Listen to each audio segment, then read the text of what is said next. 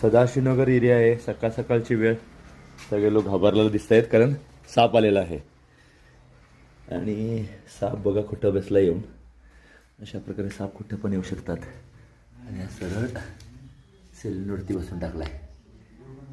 हे मी फ्लॅश सुरू केला ह्याचा. तुम्ही ओळखला असेल, हा वेरुळा जाती साप आहे. सकाळ दुपार संध्याकाळ कुठल्याही वेळी येऊ शकतोय आणि पाण्याचे ठिकाण राहतोय. बेडुकीचं आवडतं खाद्य आहे. लोक घाबरतात. हे जरी खरं असलं, हे पण घाबरतात. पण हा साप फार हट्टी किंवा रागीट स्वभावाचा असतो.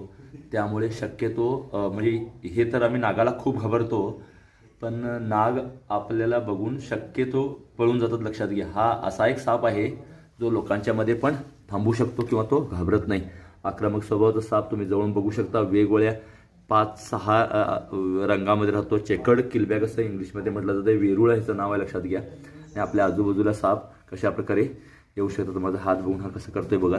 आणि आपल्याला पण ते घाबरत असतात आणि स्वतःहून चावत नाहीत. सर्वात रागीट साप ह्याला मी अशा प्रकारे पकडण्याचा प्रयत्न करतोय. सापाच्या स्वभावावर, जातीवर सगळं अवलंबून असते मित्रांनो.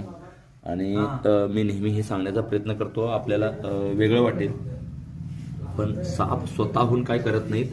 मी मोकळ्या हाताने पकडून त्याला दाखवलं. आमच्या एका मित्रानं कमेंट केला होता की ग्लोव्ज नसताना पकडा. म्हणजे असं विचित्र सांगितलं जात आहे. पण तुम्हाला काय म्हणजे मी धाडस या स्टंट्स दाखवायचा प्रयत्न करत नाही आहे. सापांचा स्वभाव, जाती उगीच आपण घाबरून न जाता त्यांना मारणे ही चुकीचं आहे आणि आपण घाबरून जाणेही गरजेचं नाही. सापांना समजून घेतल्यानंतर हा बिनविषारी आहे, धोका नाही आहे. इथं पण मुलांसाठी ते घाबरत होते, पण सापापासून धोका नव्हता. माहीत नसल्यामुळे प्रॉब्लेम येतो. ती माहिती करून देण्याचा प्रयत्न. वेरुळा चेकर्ड किलबॅग हा जातीचा